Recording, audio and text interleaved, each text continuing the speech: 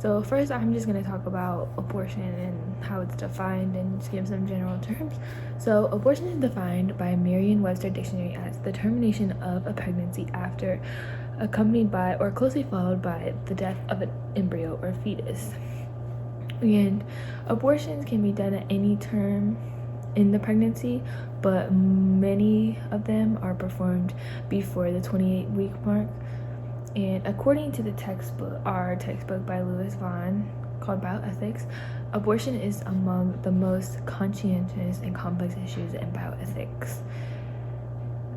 He also talks about in the book how abortions are viewed over different religious groups, and abortions in the ancient world were common, and there were no shortage of methods to do them. They had many different ways of doing them and giving them to women that needed them done. And plus, many writers of the ancient time even condemned the practice, and many of them told women that if they had these issues, they should be getting them done. And Aristotle said, a quote from him, where he said, "Let there be a law that no deformed child shall live, and if couples have children in excess, let abortion be procured before life and sense has begun." So pretty much what he's saying is that no deformed child should be allowed to live, and that if couples have too many children, they don't want to have any more, then abortion should be allowed before life, so before birth. And then Vaughn also talks about in the book a passage from Exodus in chapter 21 touches on the topic and implies that unborn entity is not a full human being. So that could apply to like abortions in general, and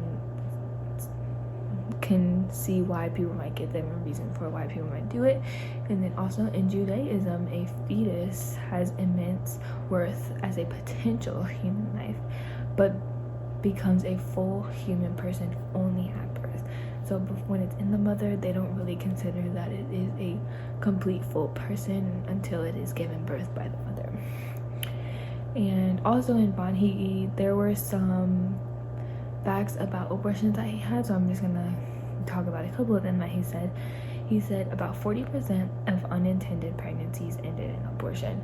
So an unintended means like any pregnancies that they didn't really want, they weren't trying to have a child but accidentally got pregnant, and then but that does not include miscarriages. So about 40%, so it's almost half. That's a really high number.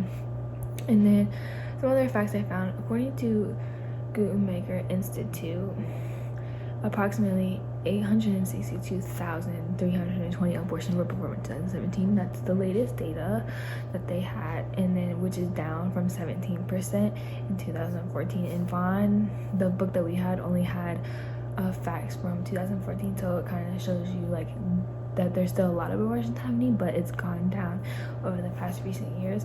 And the last fact I'm going to talk about is that over half of women having abortions are under 25, but almost 1/5 of those that are under 25 are teenagers. So that means like younger than 21. So that's pretty crazy. So next I'm going to talk about some ethical concerns that abortions come along with, and some reasons why people would condemn that they shouldn't be allowed. So the first one I'm going to talk about is that in the first 8 weeks of life, a fetus grows organs and starts forming a spinal cord, meaning it is a human. And this can be a concern for people just about abortion in general, that a fetus starts growing in pretty quickly after conception and starts having feelings and can start sensing the world around it. Another one is taking the life of anyone is considered murder, which is wrong, and we know that as Americans it's against the law, and that's around the world. You shouldn't condone murder, so it's not condoned. So it's another big ethical concern, is that abortion is essentially murder. And then another one is a person has a right to life. So even if it's unborn, it's still a person. So that could be an ethical concern about do you have the right to take a life?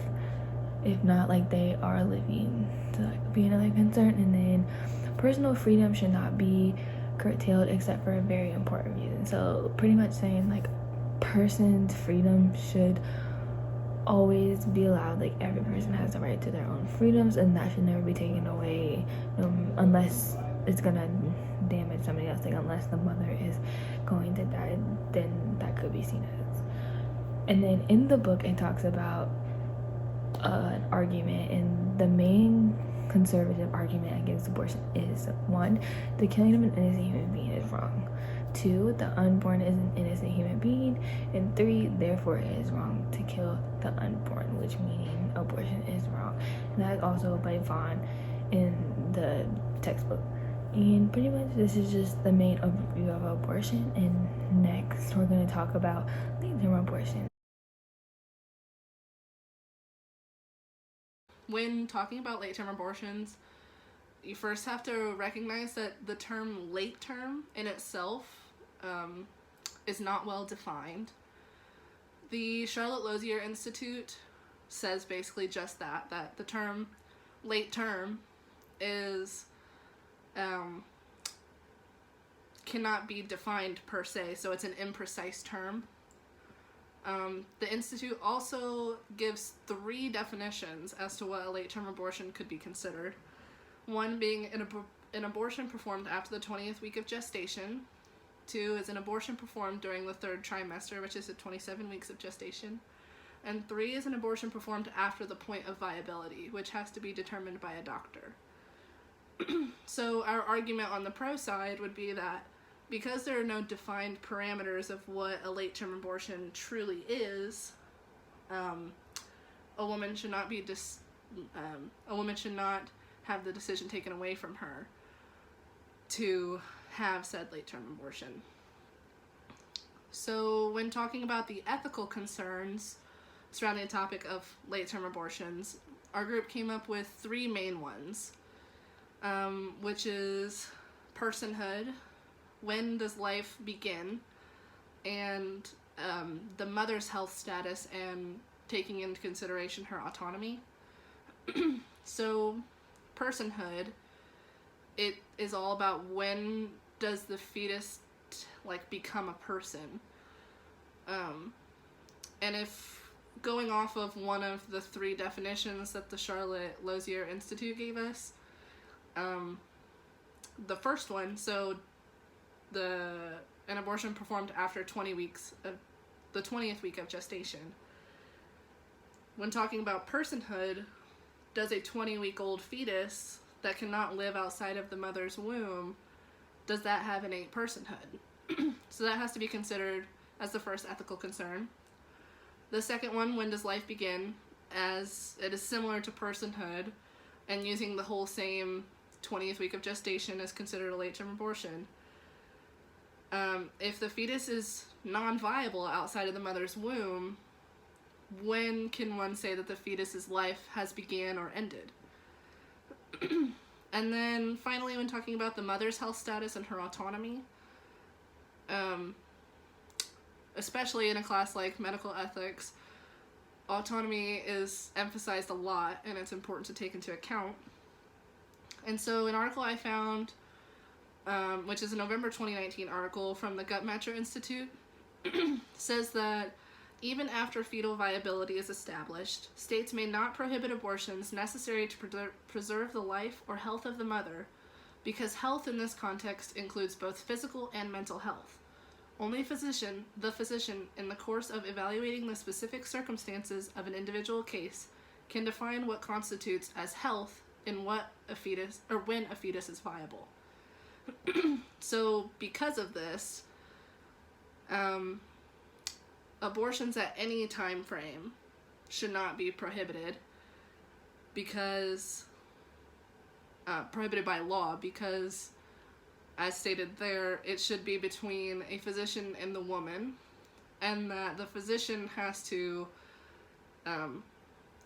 decide the point of viability and all of that kind of logistics.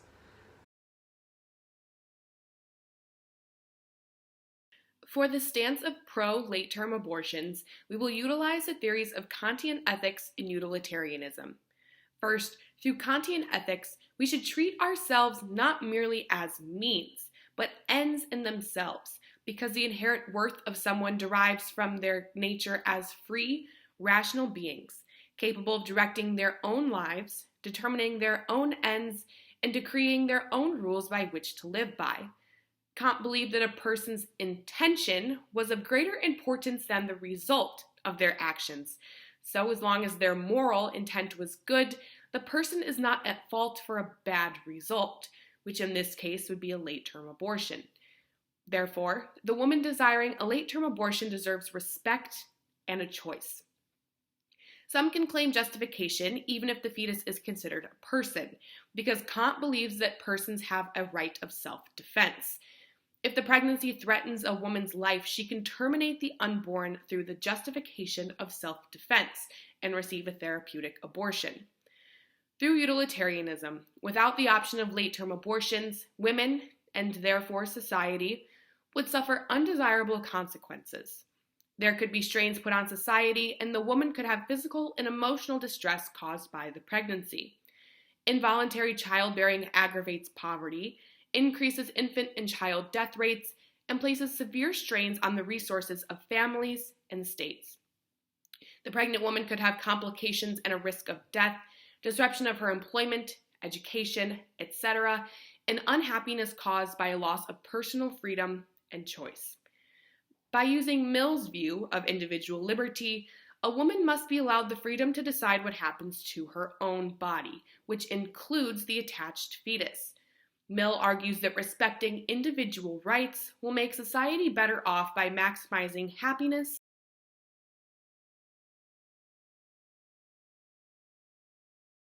Finally, we're going to discuss the ethical principles associated with late-term abortion. We're going to begin with justice, which is defined by our textbook as people getting what is fair.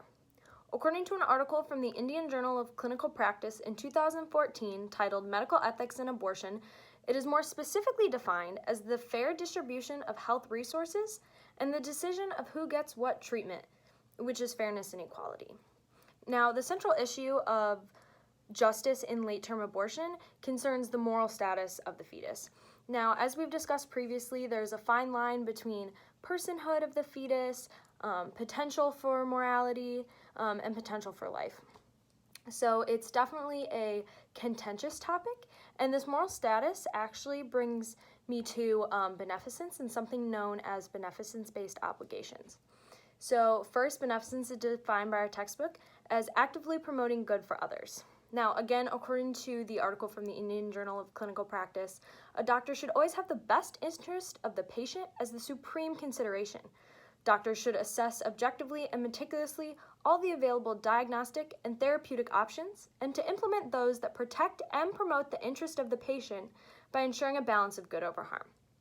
So by ensuring that balance, that kind of pulls in the utilitarianism that Catherine was talking about, and also shows that the doctor should always have the best interest of the patient at heart. Now, what's really interesting is beneficence-based obligations, which is the prime argument used in an article from the American Journal of Obstetrics and Gynecology in 2010 that kind of argues whether or not OBGYN should recommend abortion. Now, whether or not they should recommend abortion, those arguments are formatted around beneficence-based obligations, which says that if the fetus does not have moral status or the fetal status is clinically hopeless and the woman's health and perhaps life are in danger, there is no beneficence-based obligation towards the fetus, but there is a strong beneficence-based obligation towards the pregnant woman to protect her health or life. And that then justifies induced abortion and also shows how beneficence plays into abortion and especially late-term abortion when there could be a danger to the mother. Next, we're going to talk about utility, and as I said previously, Catherine talked a lot about utilitarianism, but utility is defined as producing more favorable good over bad for all people. Now, according to a brochure from Planned Parenthood in 2015, since the nationwide legalization of abortion in 1973, the proportions of abortions performed after the first trimester has decreased because of increased access to knowledge about safe, legal abortions. Now, simply because abortion is legal and there is greater access than there was in the past, abortion in the late term has decreased, which both sides, pro-life and pro-choice, would agree is great. Now, that number of abortions after the first trimester could be even smaller if women had greater access to safe and legal abortions. Now, some of you might know this was a problem in states such as Ohio and Georgia last year, where they tried to completely abolish abortion. But as we can see, that's not the answer, because abortions have decreased overall because of having that kind of access. Next, we have maleficence, which says to not inflict harm on others intentionally or unintentionally. As we know from the Hippocratic Oath, a doctor must first do no harm. Now, according to Barbara Hewson of the Journal of Medical Ethics in 2001, if one is adamantly opposed to abortion, one is committed to some set of values which requires that women who become pregnant, whether intentionally or unintentionally, must endure the process of pregnancy and birth, no matter how distressing, painful, and risky it is for them. So, by simply not supporting abortion in general, you can inflict more harm than good. Now, this is supported by the aforementioned Planned Parenthood article in 2015, because abortion after the first trimester is as safe or safer than carrying a pregnancy to term. According to this article, the risk of death associated with surgical abortion, which occurs after 20 weeks gestation or could be considered late term, is 8.9 deaths for every 1 million abortions, while the risk of death from live births is 12.7 per 100,000. There's a much greater risk of dying from having a live birth than from getting a late-term abortion. And this is a significant difference, and one that goes to show that by performing a late-term abortion, you could be preventing that harm. Finally, we have everyone's favorite ethical principle, autonomy, which is defined by a textbook as a person's rational capacity for self-governance or self-determination. The ability to direct or more simply, the ability to direct one's own life and choose for yourself. Now, according to our article from the Indian Journal of Clinical Practice, this principle acknowledges the fact that the patient has a perspective of her interest based on her values and beliefs. The patient has the right to choose or refuse treatment. And a woman is an autonomous individual, while the fetus is not. So that right to choose preserves that woman's autonomy. A lot of that stuff that was going around during the time of that legislation in Georgia and Ohio was my body, my choice. So if you are to negate late-term abortion or abortion in general, you're violating that woman's autonomy. And by supporting late-term abortion and supporting abortion in general, you are preserving a woman's right to choose and thus a woman's autonomy. Late-term abortion is supported by numerous ethical theories, principles, and people around the globe. We hope this video has gone to show you the many pros associated with late-term abortion.